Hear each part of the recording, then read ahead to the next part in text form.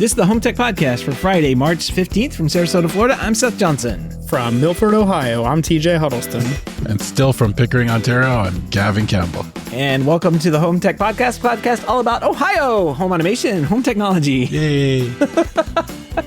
TJ is traveling around the world of Ohio and now landed in a town I've also never heard of called Milford. So there you go. Well, it's right outside Cincinnati, Ohio, so not too far from where I was last week in Kentucky, pretty ironically. So it's down the southern part of Ohio, in case you were interested. Not really, but I mean, it's interesting. It's bigger than the last place you were at. You're super interested in all my travels. Don't act coy. Well, yes. No, I don't think I'd ever go. I wouldn't go out of my way to go here. It doesn't look it looks like one of those old towns. It looks like it's got an old downtown and everything. I'm just looking at some. It's like a bougie area. You know, it's definitely nicer. Yeah, a little bougie area. They only have like 2 coffee shops though, so it can't be that nice. It's got 6,500 people as the population. That's it? That's it.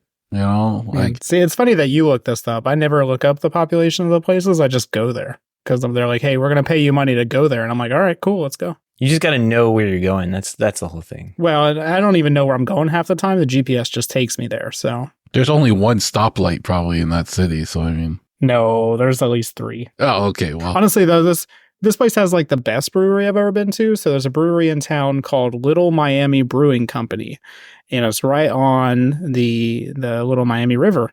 And their patio is really nice, but they also have seating that's like literally on the riverbank. And so you can just sip on your beer and hang out there. And cool. It's actually one of the nicer breweries I've been to. Now, are you guys having good weather up there? Is it cold? Yeah, it's in the 70s today. Oh, that's not bad. That's so good. very, very nice. Perfect. Good day to work outside. Can you find a city in Ohio that hasn't stolen the name from somewhere else? No. I don't know if you know anything about America, but we tend to take everything. Theft is part of the brand. I mean, it's just there in the name. Yeah. Well, I think it's just all of America, isn't it? Yeah. I mean, that's what we do. Yeah. Milford, Ohio. Congratulations, Milford. You got TJ this week. You're welcome. Awesome. You're welcome. All right. Any fascinating places we're going to see next week? Not next week, but the week after, I'll be going to Noblesville, Indiana. Oh, Googling that now from now. But I won't. Hopefully, I won't be doing the podcast from there because it's only a Monday, Tuesday job. So. Oh, well, you have to tell us how it was. Much bigger population, so that's good. Yep. It's Indiana, so it's not going to be good. Home of Mike Pence. So. Ooh, nice. And trains. Not Noblesville specifically, but Indiana. Indiana in general. Yeah. Home of the 30-mile-per-hour speed limit, which I always find hilarious. That's asking for a ticket. Yeah. All right, guys. Well, nothing big happened this week. Hasn't been very many news stories going around. It's kind of slow, kind of dead. That's okay. We got stuff to talk about. We got projects to do. We got things to talk about. Got pictures of the weeks. We got some feedback. And we've got some friendly some follow up to do on some of the feedback we had last week. So, what do you say we jump into some HomeTech headlines first? Let's do it. Let's do it. All right, news straight out of Canada, hot off the press. Bell is implementing a new technology to combat copper theft by deploying aerial alarms inside its infrastructure. These alarms are designed to detect any unauthorized tampering or theft attempts on copper cable. The system uses advanced sensors and monitoring capabilities and alerts authorities in real time when suspicious activities are detected. So if they can get out there and prevent it. This is wild, Gavin. I've been hearing about all your car thefts with your little flipper zeros that you got up there. Now this? I really did not know this was as big a problem. Like I knew they stole cars. I knew they stole Halloween candy. I knew they would stole like air conditioning units off the side of your house, but like network wire, like this type of stuff. Telephone wire? Yeah, like I did not know they went to these kind of lengths. So that's a lot to steal. But yeah, Bell, you have to do something to protect your wires. See, Gavin's always giving me crap for the state of Ohio, but I don't know of anybody that's just stealing telecom wires off of telephone poles. So At least we have that going for us. We have meth and other things. I was just saying, have you heard of meth, Gavin? No, we don't need you to send anything up here. Like I know when on job sites they would have the big spools of wires that they would drop at the night before for all the work that needs to be done, and people used to time it and drive up with their trucks and grab the spools and drive off, right? So that was a big business too.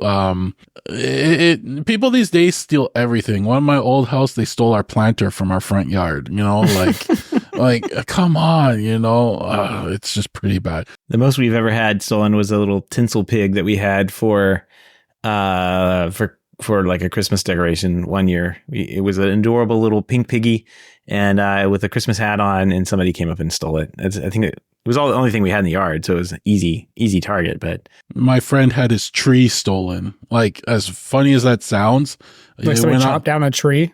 No, they actually. So here's the story. He had it's a Japanese maple. They're very like expensive trees because they grow very slowly and stuff. And he went on vacation, and somebody came in with heavy equipment. They didn't chop down the tree. They actually dug down into the ground and lifted the tree out and took off with it at night. And he came back to his missing tree. Wow. So, you can't even, things in the ground aren't even protected here, You need to get on these alarms. I was reading a story the other day about wire theft and how, people that were doing the fiber lines for the different telecoms and stuff like that, they would, just like you said, Gavin, go and drop the spool of wire off the day before or whatever.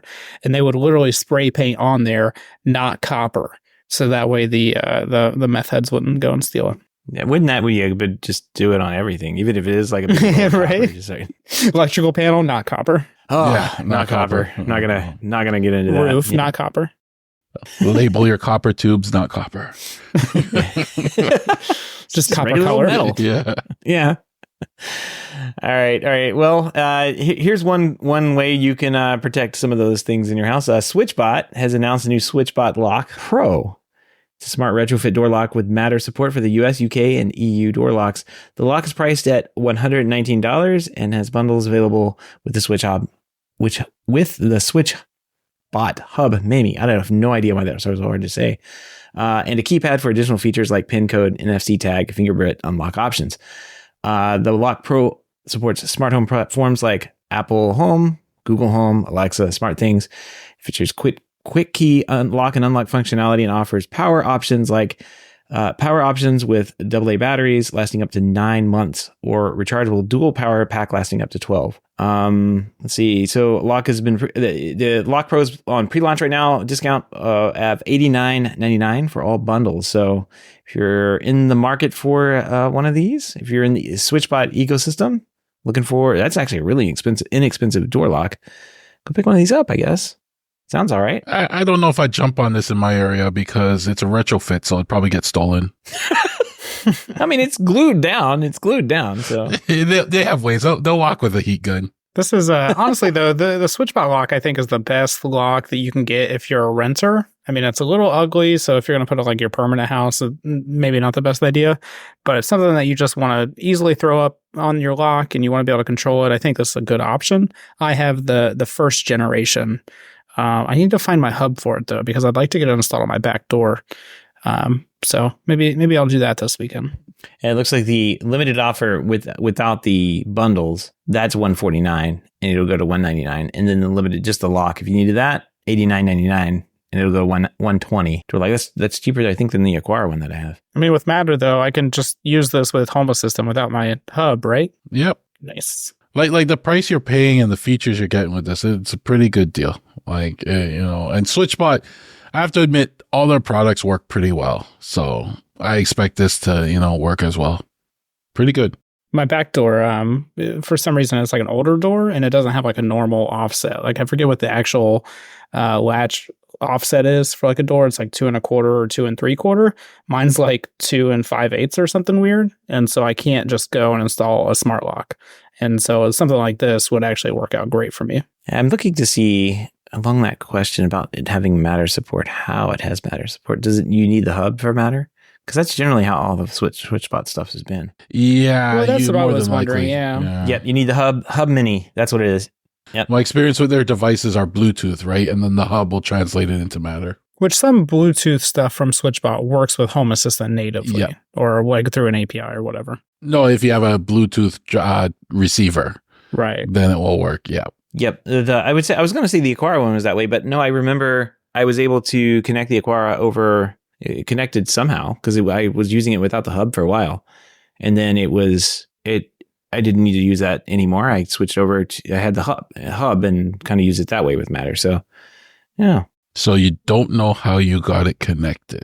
I mean, it was that easy. Yes. Just press buttons and it worked. Oh, okay. It looks like you will need the hub for this one though. So. Yeah. It matters, kind of. Yep. I'm glad somebody matters this week because that's really the only one we had. And I totally missed that. So now, Switchbot, congratulations. You matter this week. Yay. All right. New products actually not new products, but Google is finally bringing all of its Nest Cam features over to Google Home. So the long wait is over. If you have been using the Google Nest Cam and have been waiting for features to appear that they've been talking about and promising for a while over on Google Home's web interface, including such features as viewing and downloading recorded clips and creating custom clips from footage, then now is your time.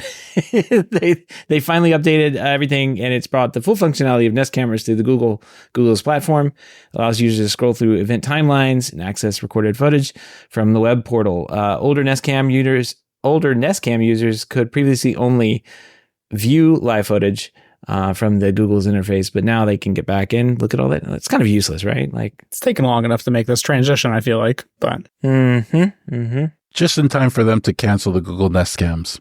That's right. I don't know why Google moves so slowly. I don't know if they take this space seriously enough or what, but welcome to 2024, Google. Yep. You can now view recorded clips on your special camera. There you go. I feel like Google's just so siloed that literally nobody talks to anybody, and they find out like 6 months later, like, wait a minute, you're working on that too? Yeah. What do I do with this now? The other department, we have a Nest Cam?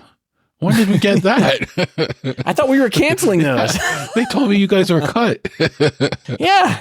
Oh, they probably haven't told you yet. Don't tell anybody. You're not in next year's budget. Well, here's a fun one. You like YouTube? You like watching video on YouTube? Yeah. Well, too bad. No. You can't do that anymore. YouTube is now announcing that they're going to revamp their app a little bit, and it's going to be redesigned for the TV.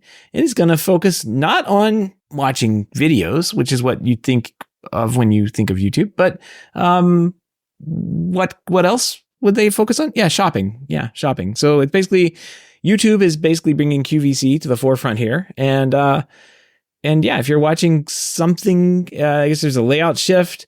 It's going to give more prominence to comments and descriptions while minimizing the video display. I guess you can still engage with the video comments without like obstructing the content, because that's what you're there for. That's what you want to do when you're in the YouTube app on your TV. Great job, guys, I guess. I don't know. TJ, you're a heavy YouTube user. Are you excited about watching less video on your TV and watching more shopping ads? No. Is this the actual YouTube like itself or YouTube TV? Because I always get them mixed up. This looks like YouTube itself. Yeah, I think this is YouTube. I guess that makes sense. I don't know. I'm not going to buy anything from YouTube, so I don't think this is really aimed for me. Yeah, I just want to watch my videos. I watch YouTube a lot, but I just kind of flip through videos, but like I'm not there to buy anything. And I think it's like TikTok has that, before they get banned, they have that shopping tab or whatever on their app where you can go in and there's a TikTok shop. Buy stuff from Temu. Yeah. It doesn't seem like, I don't know. I've never bought anything from there either, but I know people that have. So I was gonna say, I feel like this is definitely a younger person thing. Like, just gonna find something on there. I mean, I'm pretty much at this point, I've given up on like normal TV and I only watch YouTube. So maybe I'll buy stuff from YouTube here soon. At this point, I've given up watching YouTube on my phone because I can't block the ads on my phone. So I watch YouTube only on my desktop. And when I do watch it, I just maximize it so that I don't see all the other stuff around it, right? Because it just gets annoying a lot of the time with a pop-up, all these. You're making that big gas money now. You can't afford YouTube? I don't know if I can justify the cost because At some point, I know even though you're going to pay for YouTube to get rid of the ads, I know at some point they're going to come in and say, well, we're going to give you some ads now. You just get less ads than if the free version, I wouldn't be surprised at that. And then you're watching a video and you get the sponsored ads and everything anyway. It's gotten bad enough that videos are giving you like commercial breaks. We're going to take time out to tell you about this. And it's like, oh, great. Oh man, I was watching something. What was I watching? I posted in the back channel. I think we were watching like Peacock or Paramount or something like that. And I paused the TV show we were watching. And granted, we always pay for the version that doesn't have ads. And I paused the TV show, guys, and there was an ad that came up on the pause screen. Why? You just want to rub your face in it. Like, oh my god. We can still do this. I'm like, why am I paying for this? Apple has always been the best when it came to not having ads with Apple TV. But I saw a story this week. They're looking at introducing ads. Yeah, I'm sure everybody has an ad platform, and I'm sure Apple wants to get in on having some like lower tier or free tier Apple TV. Especially, they have a lot of content that is popular. So, but it was kind of a big story a couple of months back, but it's probably been a little longer than that, where they started adding the pre-roll buffers before, like HBO would do. Where there's like on HBO, there's another show they would advertise it right before the show you were trying to watch, and Apple TV does that pretty much on every show now. There's another Apple TV show that you'll learn about while watching literally anything on Apple TV. So whether you want to or not. Yeah, this is Paramount Plus. We were watching Jon Stewart, which I deeply miss on TV, and it just popped up an ad for Tiger's Apprentice. Oh, that's a movie. Disappointing. I saw a comment today from somebody on the internet. They were talking about how it took them years to convince their parents to do shopping online, and now they have to convince their parents that no, nothing is real. That product is not real. Yeah. That brand is not real. So everything awful. is made up and fake. Everything good just gets ruined. Yep. All right. Well, speaking of things getting good things getting ruined, I guess. Roku has been hacked. If you guys got a Roku account, it's probably been hacked. The Roku disclosed a breach where hackers accessed 15,363 accounts. So that's not too many compared to how many Roku accounts are probably out there. This hack was attempting to purchase a streaming subscription using stolen login information and credit card details. It involved credential stuffing, exploiting data breaches from third-party services to gain unauthorized access. So, lesson of the day still is: do not use the same password on every website. Use a password manager. What people. a shock! Yeah, geez. There you go. They were If they did find an account, they were selling that account information for 50 cents each on the dark web. Ooh. Oh, nice. My father-in-law, we got him a Roku TV, set him up. He really enjoys using it and stuff. And when I set him up, I put a complex password in, and I was very proud of myself, keeping him safe. Only to find out that he pretty much instantly didn't like that password and changed it to like 1, 2, 3, 4, 5, 6, 7, 8, 9 because he had, it was easy to enter. And he's been running that way for months. So if he's hacked, Don't worry, it's the same one I use for the bank. Yeah, exactly. So. That's one thing I find. How did you know my bank password? My mom does it too. She'll doesn't like the passwords and she'll make it something so simple. And I'm like, Mom, stop doing that. Right?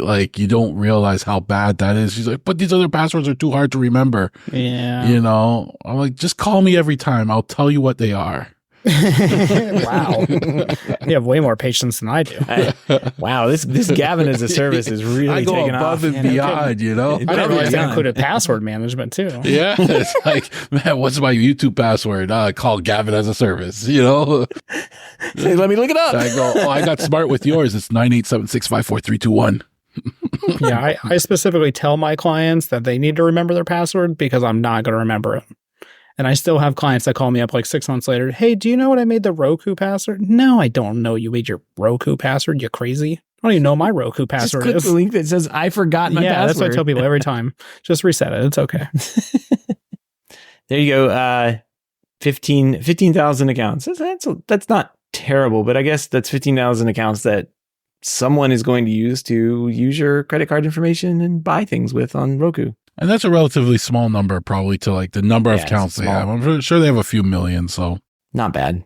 Well, I mean, it's bad for the people involved, but change your passwords, people. All the links and topics we discussed tonight can be found on our show notes over at HomeTech.fm/473. All right, a couple things in the mailbag. First thing, we got to follow up from Jimmy. So he said, today I learned all 3 podcast hosts need to learn more about Alexa routines. The answer is no motion for X minutes option. There is I guess he posted a picture in our hub, and it has when motion is detected, you can wait for X amount of minutes. And I don't know, like going back and trying to remember, it sounded like that's what he was doing already. But he said the problem was like after he's been outside for a while, it turns off, but maybe that's not what he's doing. So this might be an option. Jimmy goes on to say, and this is where he's going to get roasted. No need for Home Assistant. Haha. Those be fighting words. Oh. So I don't know. Like, am I going to learn about Alexa routines? No, I'm not. Sorry. Yeah, we all had this conversation. We're not going to learn about this. Yeah, it's not a platform I am very much interested in at all. I think it's pretty much. I mean, it's great. It does the basics, but it's not gonna do. You will outgrow it, and you will need to move on from Alexa at some point and just use it as an input device into whatever fancy system you do end up with. Seth, don't lie. The biggest reason you're not going to consider it is because you can't make a hot dog theme. Yeah, well, exactly.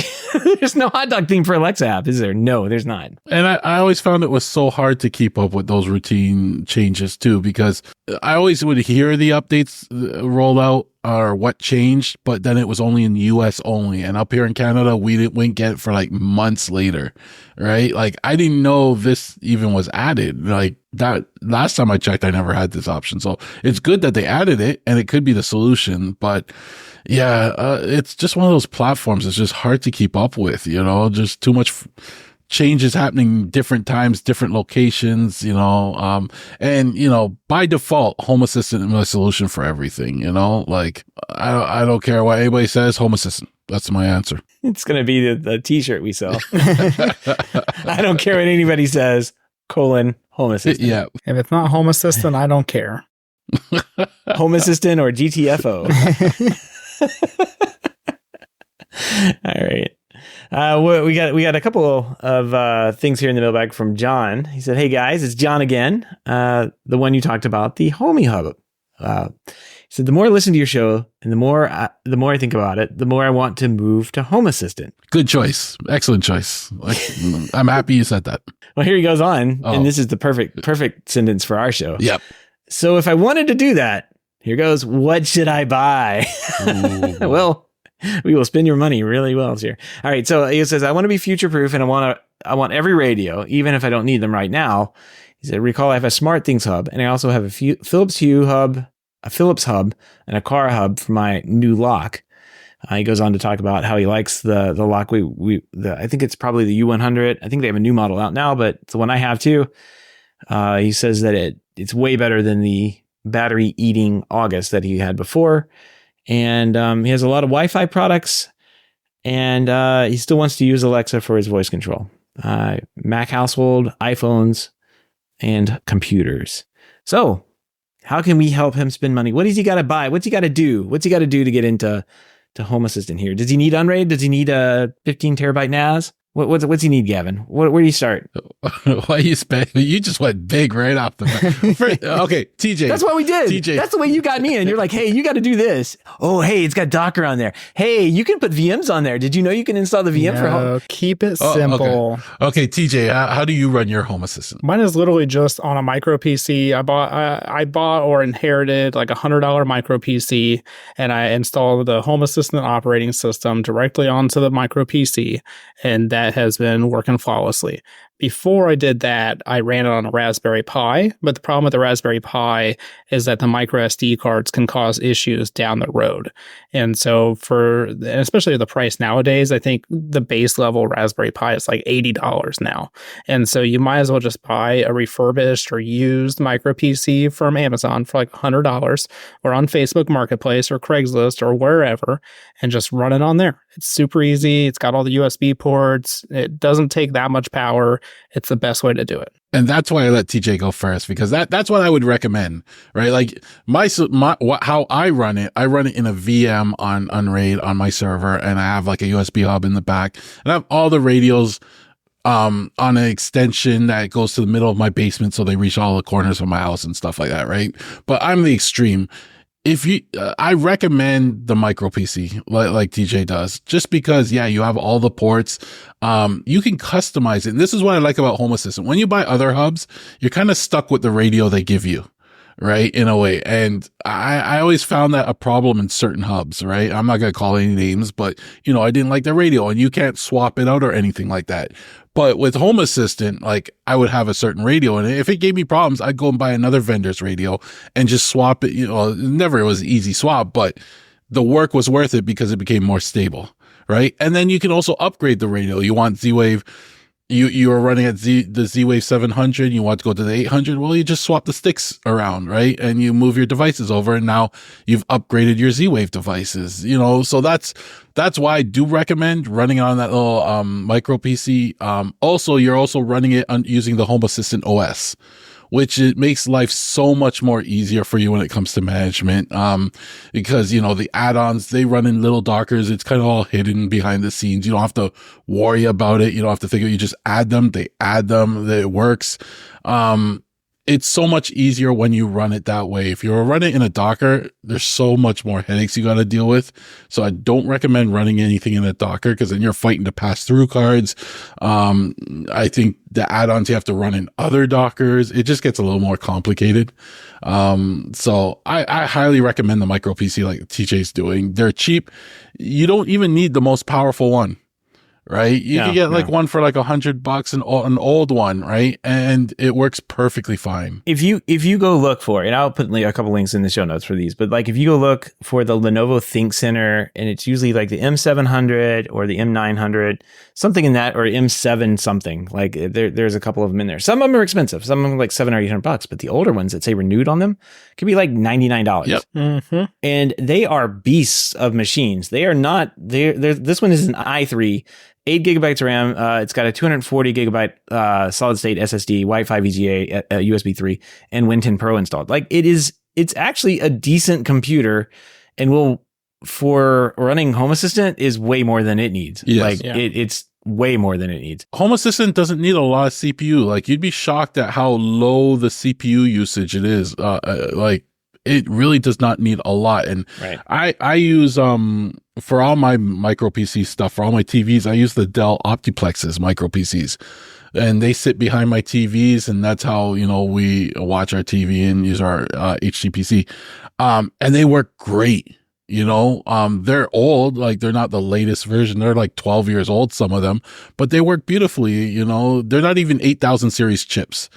I can't even upgrade them to Windows 11, but they will run Home Assistant perfectly fine. Yeah, I'm looking at this HP ProDesk 600 on Amazon. It's a renewed one, $88. i3, 8 gigs of RAM, 256 SSD.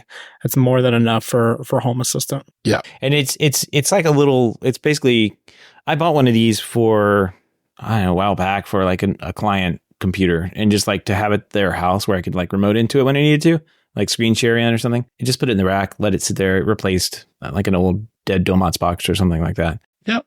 And yeah, I mean, I was shocked as to like how nice it was. Like it's an actual, it's basically what they would deploy at a business that was using them as a thin client for a mainframe or something like that. Like, and they work well. They're fast, speedy, booted up instantly. I was shocked, but it's basically like a laptop without a screen. And turns out $100 goes a long way if that's all you need. So check those out. When you're talking about antennas now too, because that's another big thing, right? So, I mean, if you're looking for Z-Wave, I can recommend the Zeus 800 series Z-Wave controllers. Grab one of those. That one's great. If you're looking for to add the Matter controller, I got the one that Home Assistant, the Sky Connect. I have used that in my system. It works great. I only use it for Matter though. I don't use it for Zigbee. So you might want to look at that. TJ, what do you use for your Zigbee? So I'm using the Sonoff Zigbee hub right now, but I have the Sky Connect as well. But the only reason I have the Sonoff one is because at the time, Zigbee to MQTT did not work that well over the Sky Connect, and so I had to basically have the separate one. I wouldn't worry about that initially. I would just go ahead and just get the Zoos and the Sky Connect, and so that way you're able to use Zigbee and Z-Wave and Matter and all that, and then eventually you can do more advanced things. Unless you want to jump in with that, but I like to start basic and kind of work your way up. And you know what? I would recommend just, split off your Zigbee from now. And the only reason I would say is just it's easier to do it now when you're starting than to have to do it again later, right? So I would say the Sonoff is a great one. I have the Zigbee 3.0 version of it. You can ping us if you want exact model numbers because you might want to look at their compatibility list. There's like one little letter can, change it from one that's really compatible to not really good for the setup, right? You have to be very careful with that. For Bluetooth, because I also added a Bluetooth one, you want to, again, look at the Bluetooth compatibility list to see, what's very compatible because some of them are actually better than others. I have a StarTech Bluetooth one that I got, and that has a great range to it and the number of concurrent device connections it allows. So if you want to just be future proofed with that, you can get your Bluetooth antenna through that. What other antennas do I have? I also have an SDR antenna for picking up like radio waves for certain, like my water meter. Shower time. Yeah, so all the water's neighbors. Yep, exactly. So that's great to have in there. And I think that sums up all the antennas I have in there. And so when you say antennas, those are all like USB based. Yeah. You just basically are going to plug them directly into the mini PC, or you're going to use like a hub or something and come off of it and put them out where they can see the air a little bit. And I have them off of a hub. Yeah, they're not expensive. They're like, we're talking about these little things. They're like $39, $9 for the Bluetooth 5.1. Like this is not a very, I think you could probably have the PC that TJ was talking about, probably under $200 easily, have maybe even on 150, easily slide in and get this all swapped over and Home Assistant up and going. Yeah. And that's just, how we run it or how we recommend it. But you could also look at getting something like the Home Assistant green, yellow, blue. Yeah. I'm not sure. I haven't kept up to date, but I know some of them are more underpowered than others. And then I can't remember. Some of them have the antennas built in. Or some of them you still have to buy the extra antenna for other communications. So, you can look into those, but I mean, if you're going to do that, I'd rather just buy a mini PC, honestly. It's just so much better. It's going to serve you longer. Yeah, exactly. I mean, it's a great, like, if you weren't looking to tinker with stuff, the green or the yellow are kind of like turnkey, ready to go. You don't have to worry about it. So if that's what you want to do, absolutely go that direction. But I would say getting the mini PC and running it that way just by itself is definitely the way to go. Yeah, if it realistically doesn't work out too, you can actually use it as a computer too, which I think is nice. I like the dedicated devices that they're doing, but you're kind of stuck, and I'm sure you can load Linux or something on them. But if you buy a micro PC and use it for Home Assistant for a couple months and you're like, this isn't for me, then you can use it as a PC. Right. I think the yellow is a Compute 4 module for Raspberry Pi Compute 4. So like there is some reusability, I guess, on that, but at the same time, like it's still a Raspberry Pi. It's not Windows. Yeah, you're not going to be able to switch it over and run Windows 10 or 11 on it. So, and when you have a mini PC, like with Home Assistant, there's so much you can do and so much you can expand. Like if you start getting into like Frigate on Home Assistant, you might want to put a USB Coral device in there to do all your AI detections and stuff like that. So now on the mini PC, you have an extra port for that. And then you might want to put another hard drive in there to store all the recordings, right? So you can expand the hard drive space in there. Like by doing it this way, you're leaving yourself open for a lot of expansion possibilities as you grow, right? And that's a good thing to have because then you don't have to rebuy a whole new device. Yep, that's the way to go. If you're going to spend money, that's the way to go. And it doesn't cost. You don't have to buy a 16 terabyte NAS drive thing and put Docker on it like some people did. Because that was a good choice I made. Oh, well, I had the server sitting there anyway. So, I just took 4 cores and threw it at it because I have 40 cores or something like that. So, I'm all good with that. And it runs beautifully fine. I gave it like 16 of my 128 gigs of memory just because, it's not doing anything anyway. And it chunks away. It works beautifully fine. All right. So if you're listening, go and spend $5,000 on a server and then run Home Assistant on there. Well, you can run much more than Home Assistant, but that's another topic for another show, but if you're interested in what else you can run on a home server, we could get you a rack set up, listen, Gavin as a Service is here for you. I'll say subscribe to Gas today. Yeah. I mean, and so, we need to talk about your Gavin as a service payment. And John goes on to make that joke. He says, no, seriously, I would like to make a Gavin as a service. You have a way to do a one-time donation to the show. And, he says most of it should go to the Home Assistant salesman, Gavin. I'm starting to get commissioned. Yes. We currently don't have a way to do that. I guess the Patreon thing is really the only way we've taken payments. And I guess I can kind of look into that, but I think you can, like John suggests, like making a one-time payment on upping your donation or whatever for a month and then going back. Just don't forget. Like if you did it. Oh no, feel free to forget. We don't mind. I mean, refunds. You can tell how bad of a salesman I am. It's don't forget. Just don't forget. You don't want to take your money. I will refund it. You just go make a custom pledge and donate whatever you want. Yeah. Yeah. Every month if you want to. Forever. Yeah. It's going to be a subscription model. Gavin as a service is a subscription model. So, all right, let's move on here. We got a pick of the week. This is so funny. Bear has been detected on the backyard gate camera, and this picture came from Gavin. Gavin, you had a bear in your yard? This bear looks really small.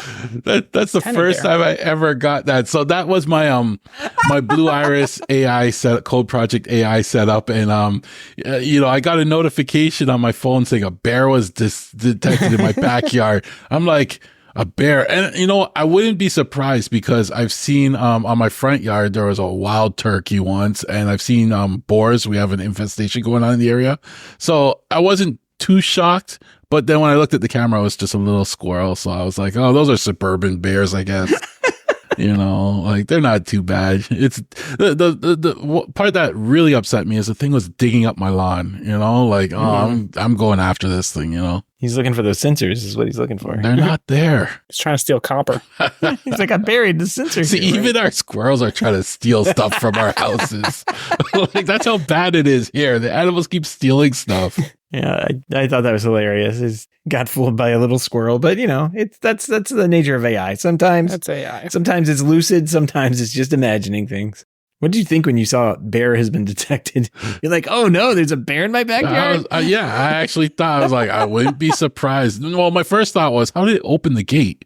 Right? Because the foxes and the skunks and the raccoons, they all go under the gate, right? So the bear's a little bigger. So I was like, oh man, did I leave that gate open? I wasn't really shocked about it. I was just like, just make sure don't let the dog out. But then I saw the picture. I was like, oh. Still don't let the dog out. That squirrel's big. Okay. Oh, we have some big squirrels. That might be bigger than your dog. I think it may be, yeah. It's pretty. We have rabbits back there, squirrels, skunks, possums, foxes, and now bears. Funny picture there. So if you have any feedback, questions, comments, picks of the week, pictures of bears, give us great ideas for the show, give us a shout. Email address is feedback@HomeTech.fm, or you can visit HomeTech.fm/feedback and fill out the online form. All right, project updates. I'm on spring break, so I got nothing to say other than have been taking care of my daughter this week. So I went to the beach. We went to the beach. It was cold, but all she wanted to do was play in the sand and run back and forth and expend a bunch of energy. And I was like, have at it. Go dig in the sand, have fun playing. And tonight you will sleep well. And she did. But I will say spring break attached to a time change on a clock, not a good combination. No. It is taxing on everyone. So I've got nothing. I did clean my garage up a little bit. I've got a lot of cleaning to do, and I was pulling stuff out and throwing things away, or moving things around where I won't be able to find them later. So yeah, finding a lot of like home technology stuff that I was like, oh yeah, this is going to go in the museum, and I got to put it in the museum box now. So that's my projects. Kind of boring, but spring break is what it is. TJ, what about you? Well, after our episode last week, I decided to go ahead and treat myself, and I spent $500 on the landscape lights. So I went and bought the LIFX path lights. I bought the round ones. I was driving back from Kentucky, and I was just checking Home Depot, and I was like, let me go ahead and just check Home Depot and see if I can get these lights. And the one that was closest to me in Florence, Kentucky, they had 5 in stock. And so I went to the store and I was like, I'm going to buy these lights. And so I stopped by the store, and Home Depot is kind of nice because if you open up the app, it'll tell you exactly which aisle they're in and which bay. And so I was like, all right, perfect. I'll just walk in and grab these lights and I'll be on my way so I can go back home. And of course, it wasn't that easy because in the app, it said, please see an associate. And I was like, oh no. And so I spent 10 minutes looking for an associate. But at this point I was dedicated because I was like, I've already stopped. I'm not leaving without these dang lights. And so I found an associate and I was like, hey, I'm looking for these lights. They're brand new. I don't know where they're at.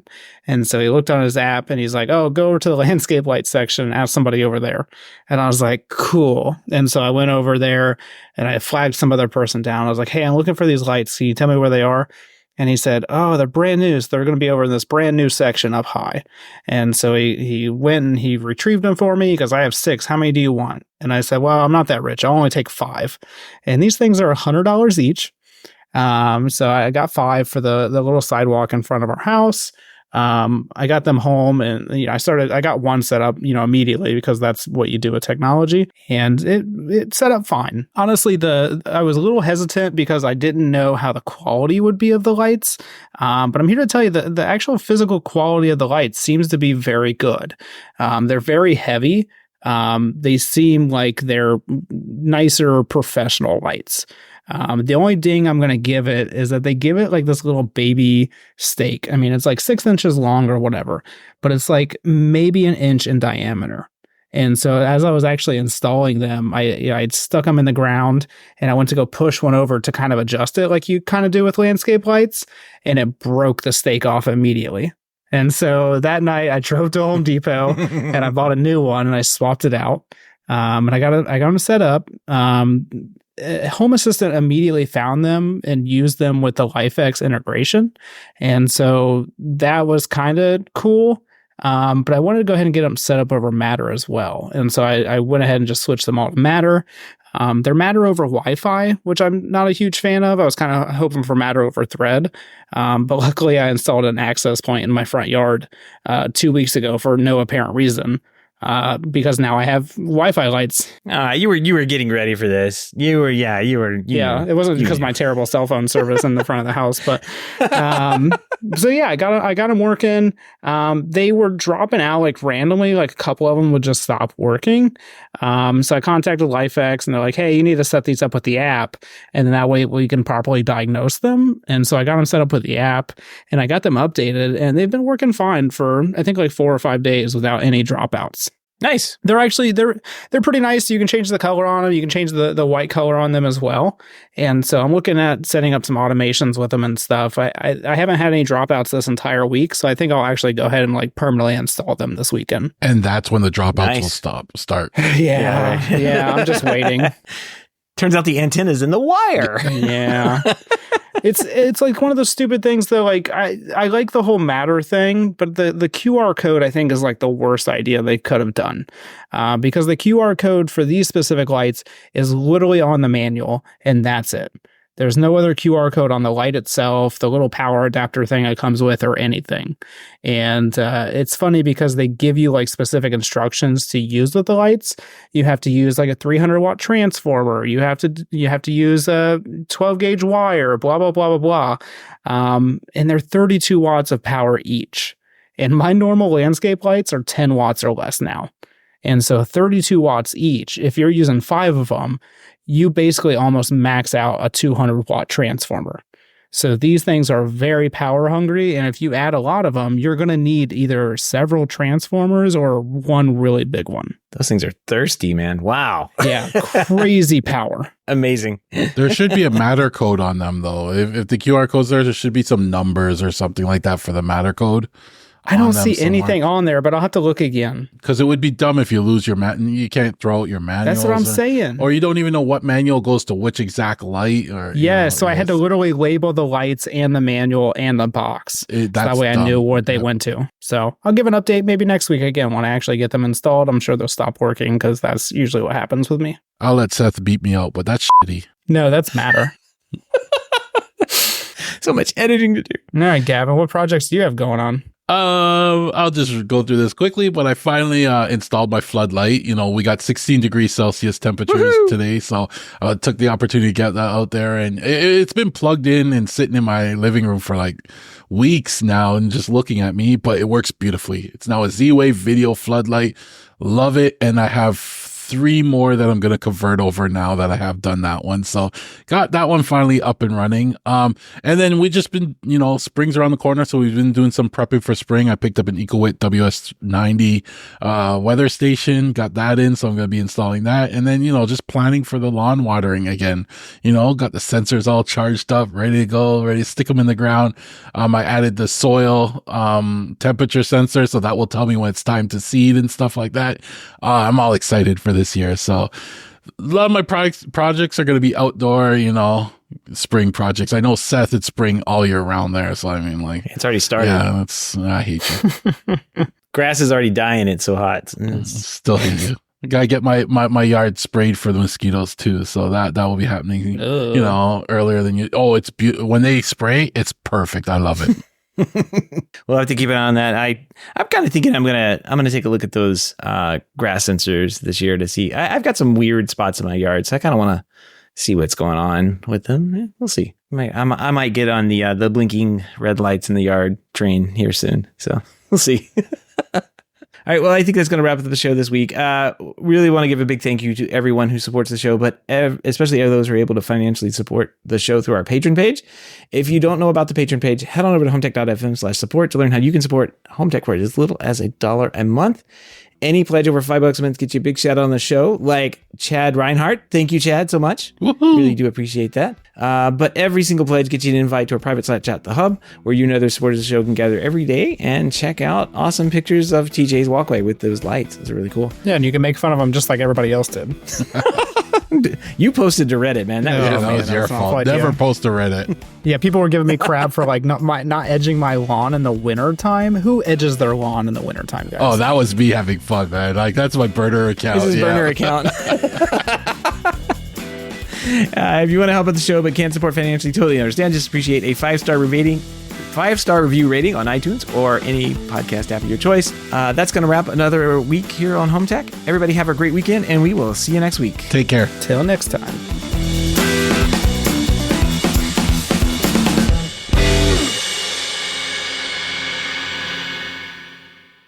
With 45 seconds to go. Way to go, Seth. Wow, look at us. What's your limit? The timer? Oh, you can, or no, for the meeting here, can you? It's not a meeting. I got to go pick my wife up at the airport. Oh, okay. So it's not going to cut us off. No, it's just that building. No. Oh, okay. All right, cool. Well, then I'll do this slowly. Here I was rushing the whole time for you. Tell you, got more important things to do.